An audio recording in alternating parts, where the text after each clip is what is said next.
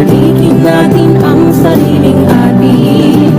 Tama lang ugaliin. Kahit sa iba sa natin sa bayan.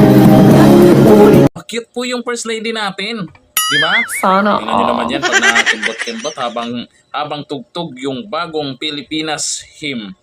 O di ba? Nako, memorize nyo na ba? Yung bagong Pilipinas hymn. Ha? Memorize nyo na ba? Sana memorize din po ng first lady natin. Siyempre, sila yung may gusto niyan.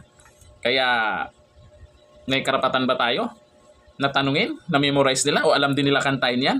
Aba, idaan na lang sa kembot-kembot yan. Sana Di ba? Tingnan nyo naman yan. Yung mga nagsabi kung anong panlalait nyo kay First Lady. Cute naman. Oo, cute na cute. Sana Ang cute, cute, cute, cute, cute.